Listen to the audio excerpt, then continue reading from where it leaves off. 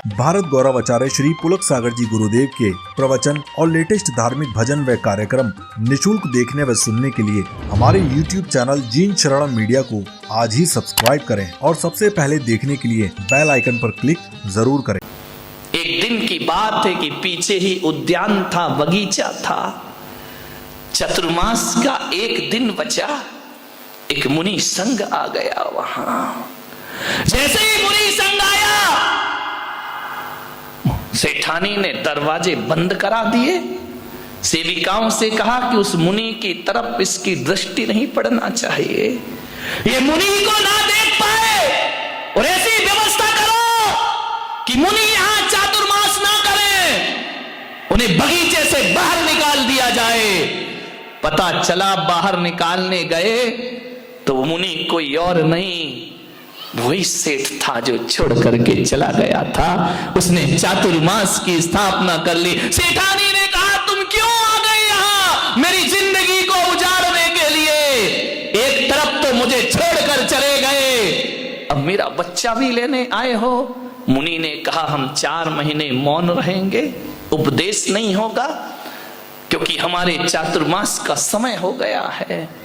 दीपावली का दिन, चातुर्मास का विसर्जन, अमावस्या की रात, संत ने कहा हो गया चातुर्मास, मौन भी खंडित होता है। पाठ कर रहे हैं भगवान का, भक्ति पढ़ रहे हैं। सुबह सुबह आवाज पड़ी बच्चे के कान में कि कोई अड़िहंताड़म सिद्धाड़म बोल रहा है। बच्चे ने तो कभी सीखा ही नहीं था। उसने सेविका से कहा, मुझे छत पे जाना है। सेविका ने कहा, नहीं राजकुमार, तुम वहां नहीं जा सकते हो, हम तुम्हारी सेवा में खड़े, आदेश करो क्या चाहिए। उन्होंने कहा, नहीं मुझे तो जाना है, चाहे कुछ भी हो जाए। जिद कर ली, परिचारिका को धक्का मारा। जैसे छत पर पहुंचे, मुनि पर दृष्टि पड़ी, घसीट कर ले आई सेठानी। चल अंदर, बाहर नहीं जाना। ये कौन है? ये वस्त्र क्यों नहीं पहने हैं? अरे ये पशु है, पशु। मोह कितना अंधा होता है, ध्यान रखिए। जिस मुनि के आशीर्वाद से संतान पैदा होती है, वही मनुष्य मोह के अंधे आदमी को पशु दिखाई दिया करते हैं। बोले ये जानवर है, ये कपड़े नहीं पहना करते हैं। बच्चे ने कहा, माँ कुछ तो है इनमें। बोले चल अंदर। बंद किया दरवाजा, ताला डाला, बाहर नहीं निकलना, ध्यान रखना। रात को 12 बजे पाठ चल रहा है, विसर्जन। बच्चा सो नहीं पा रहा है, रात भर करवटें बदल रहा है।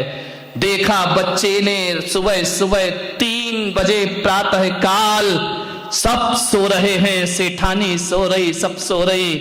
मां की साड़ी डाली खिड़की से, फेंक दी नीचे साड़ी, और रात्रि के घनघोर अंधेरे अमावस की रात उतर गया साड़ी से नीचे। हाथ लहू लुहान हो गए। इतना सुकुमार, इतना सुकुमार, हाथों से खून की धारा बह रही है। पैर छिल गए उसके साड़ी की रगड़ से। दौड़ा, पहुंचा, गया, हाथ पैर खून से लथपथ। मुनि ने देखा, तू कौन? बोले, आप कौन? आप नग्न क्यों हैं? आप ऐसे क्यों रहते हैं? उसने कहा, हम मोक्ष मार्ग के राही हैं, हमें मुक्ति की साधना करना, तपस्या, मैं भी तपस्या करूंगा। मुनि ने कहा, भी तुम नादान हो, नाजुक हो। नहीं मुनिराज, मुझे दीक्षा प्रदान करिए, संन्यास प्रदान करिए। बच्चे को बहुत समझाया, नहीं माना। मुनि ने देखा, इतना तो सुकुमार शरीर है, खून की धार बह रही है, और ये कहता है मैं तपस्या करूंगा। कैसे तपस्या करेगा?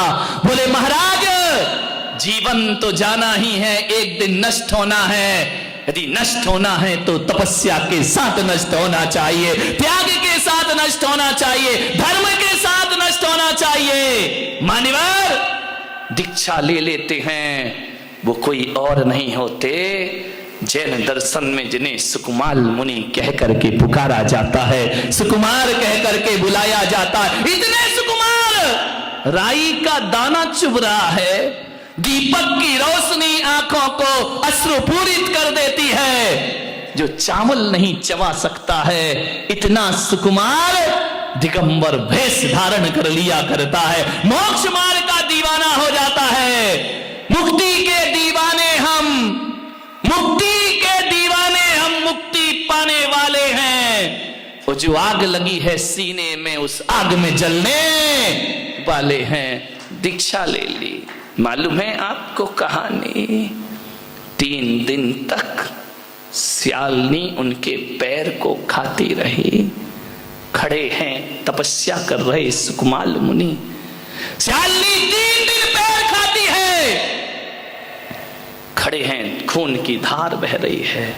मान्यवर, लोग कहते हैं कि जितनी शक्ति उतनी भक्ति, लेकिन हमारे सुकुमार मुनि कहते हैं जितनी भक्ति उतनी शक्ति आदमी को प्राप्त हो जाया करती है। जितनी दीवानगी होगी उतनी। लोग कहते हमारी ताकत नहीं है, यहां कहते नहीं, यदि भक्ति है तो शक्ति अपने आप दौड़ी दौड़ी चली आती। आप सोचो, विचार करो, ये 10-10 उपास कर रही हमारी माताएं बहनें, कहां से आई ये शक्ति उनमें?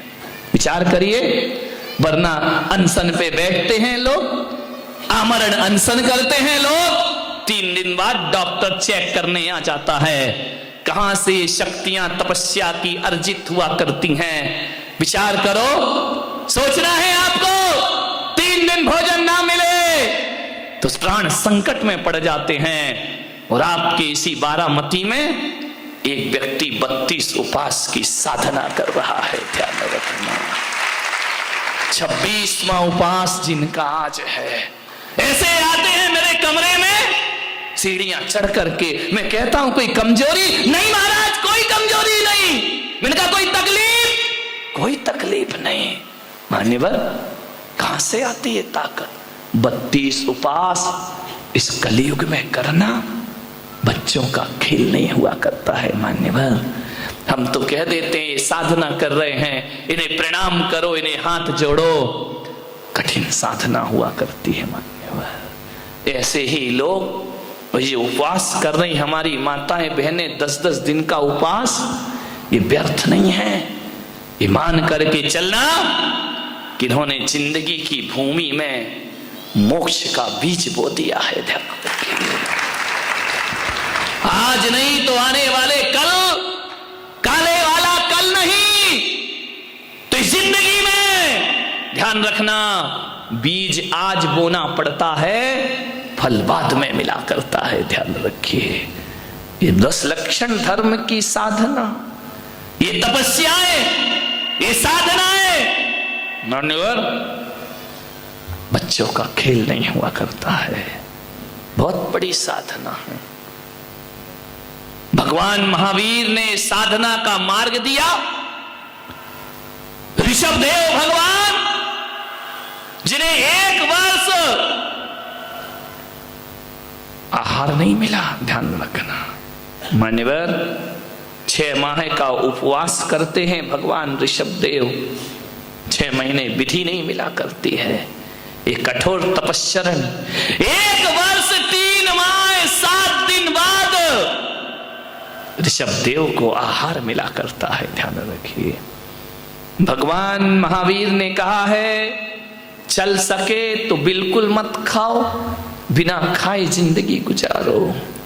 चल सके तो मत खाओ। 12 तप बोले हैं, अनशन, ओमोदर, व्रत, परिसंख्यान, रस परित्याग, काय क्लेश, कायोत्सर्ग, ये तपस्याएं हैं। 6 तप बाहर के हैं, 6 तप भीतर के हैं। ध्यान रखना, आज तप का दिन है। पहला तप उन्होंने बोला अनशन, चल जाए कुछ मत खाओ, नहीं चले ऊनोदर। ऊनोदर का अर्थ होता है भूख से कम खाना। भूख से कम खाना ये भी तपस्या है। पहला तप अनशन है, दूसरा तप ऊनोदर है। एक तप दूसरे तप से बड़ा है। तीसरा वृत्ति परिसंख्यान है, चौथा रस परित्याग है। ध्यान रखना, ये व्यवस्थाएं हैं आगम की।